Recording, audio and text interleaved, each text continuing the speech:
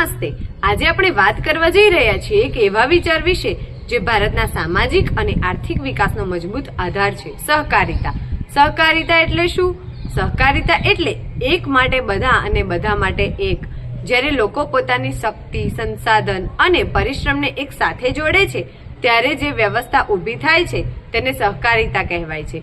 આ કોઈ એક વ્યક્તિનો લાભ નહીં પરંતુ સમૂહના કલ્યાણનો માર્ગ છે। સહકારિતાનો મૂળ વિચાર, સહકારિતાનો આધાર છે પરસ્પર વિશ્વાસ, સામાન અધિકાર, લોકશાહી વ્યવસ્થા અને સેવાભાવ। સહકારી સંસ્થામાં દરેક સભ્ય માલિક પણ છે અને લાભાર્થી પણ છે। અહીં નફો મુખ્ય હેતુ નથી પરંતુ માનવ કલ્યાણનો મુખ્ય હેતુ છે। ભારત અને સહકારિતા।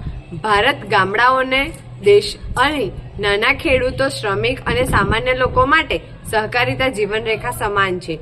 દૂધ મંડળી, ખેતી, સહકારી સંસ્થા, બેંક, ગ્રાહક ભંડાર આ બધું સહકારિતાના જીવનના ઉદાહરણો છે। અમૂલ સહકારિતાનું શ્રેષ્ઠ ઉદાહરણ। ભારતમાં સહકારિતાનું નામ એટલે સૌથી પહેલા યાદ આવે કે અમૂલ, લાખો ખેડૂત, હજારો ગામ અને એક મજબૂત સહકારીનું માળખું। અમૂલ સાબિત કર્યું કે સહકારિતા પણ વિશ્વસ્તરીય સફળતા મેળવી શકાય છે। આ માત્ર એક બ્રાન્ડ નથી પરંતુ સફળ સહકારિતાની ક્રાંતિ છે। સહકારિતાના મુખ્ય સિદ્ધાંતો। સહકારિતા કેટલાક મહત્વપૂર્ણ સિદ્ધાંતો છે: સ્વૈચ્છિક સભ્યતા, લોકશાહી નિયંત્રણ, સમાન અધિકાર, ન્યાયસંગત લાભ વિતરણ, શિક્ષણ અને તાલીમ।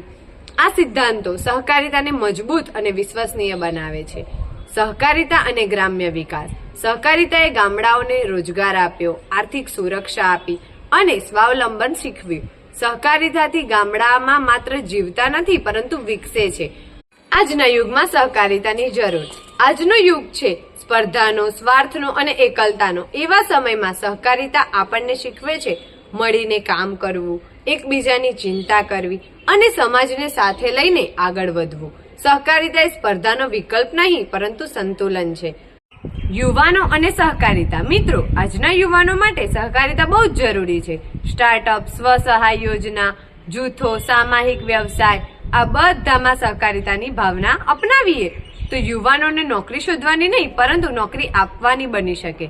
સહકારિતા અને રાષ્ટ્ર નિર્માણ। સહકારિતા માત્ર આર્થિક વ્યવસ્થા નથી, તે છે સામાજિક સમરસતા, આર્થિક ન્યાય અને રાષ્ટ્રીય એકતા। મજબૂત સહકારિતા એટલે મજબૂત ભારત। નિષ્કર્ષ, અંતમાં આજ હું એટલું જ કહું છું કે સહકારિતા એ વિચાર નથી, જીવન જીવવાની રીત છે। જો આપણે હું માંથી અમે તરફ જઈએ તો કોઈ પણ લક્ષ્ય અશક્ય નથી। અસ્તુ।